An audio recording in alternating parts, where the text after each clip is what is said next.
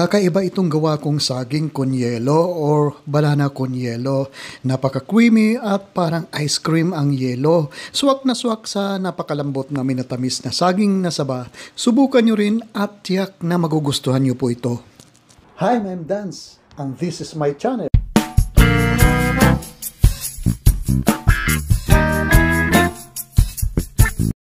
Una po sa lahat ay gagawa muna tayo ng ating yelo.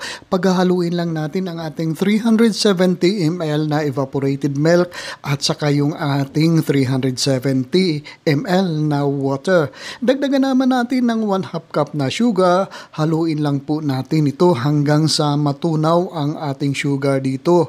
At pagkatapos po ay ilalagay po natin sa isang lalagyan na kasyang-kasya sa ating shaver.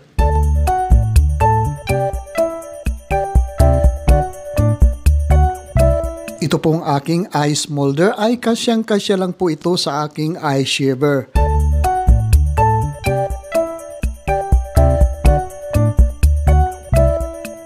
Gagawa naman tayo dito ng ating minatamis na saging. Kailangan lang natin dito ng hinog na saba para mas malambot po ang ating minatamis na saging kapag naluto na po. Tulad ng sinabi ko, kailangang hinog na ang ating saba. Mas maganda po na overripe ang ating saba dito na gagamitin sa ating minatamis na saging.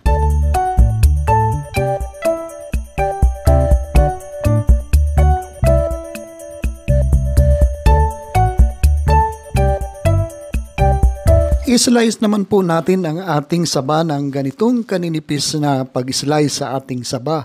At habang nag-i-slice tayo ng ating saba, ay i-shout out muna natin si Manuel Arteta ng Cavite. At saka si Clarita Miranda ng Canada.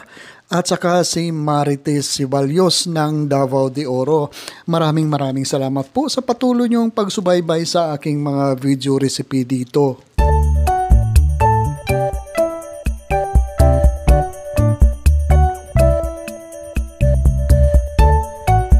O ayan, nahiwa na natin lahat ang ating saba at ilagay naman po natin ito sa isang saucepan. Bali 3 cups na hiniwang saba ang aking nagawa po dito at pagkatapos po ay 1:1 po ang ating brown sugar na ilalagay dito. Ibig sabihin 1.5 cup na brown sugar at saka 1/4 cup na water. Haluan lang po natin ito ng haluin at iluluto po natin ito hanggang sa maging thick po ang consistency ng ating sauce dito. Nagdagdag din po ako dito ng 1/4 teaspoon na fine salt at saka po konting yellow food color at saka 1 teaspoon na vanilla essence. Haluin lang po natin ito hanggang sa mag-well combine po ang nahuli kong sangkap na inailagay dito.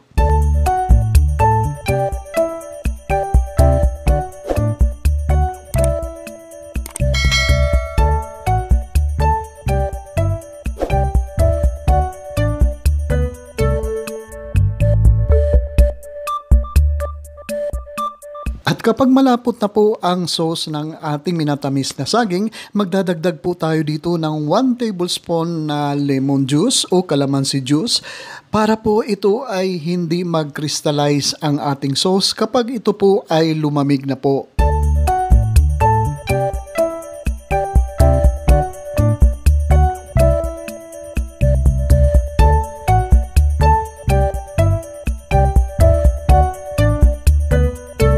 At ito na po ang ating minatamis na saging. Palalamigin lang muna natin ito at pagkatapos ay kukunin natin ang ating pinatigas na yelo na mayroon ng kasamang evaporated milk po dito. At ito po ang gamit kong ice shaver.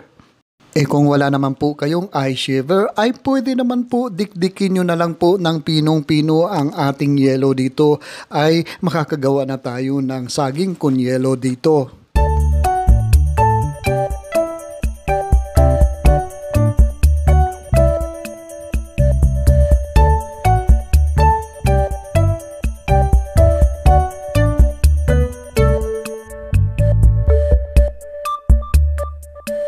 O ayan, i-assemble na natin ang ating saging kunyelo ng ganito. Una, maglagay muna tayo sa ilalim ng minatamis na saging at pagkatapos ay tatakpan po natin ang ating yellow chef na ice na meron na rin kasama na evaporated milk po dito. At pagkatapos po ay lalagyan natin sa taas uli ng minatamis na saging. Napaka-creamy po itong ating saging kunyelo dahil pinagsama na natin ang ating evaporated milk at saka paggawa natin ng yelo dito.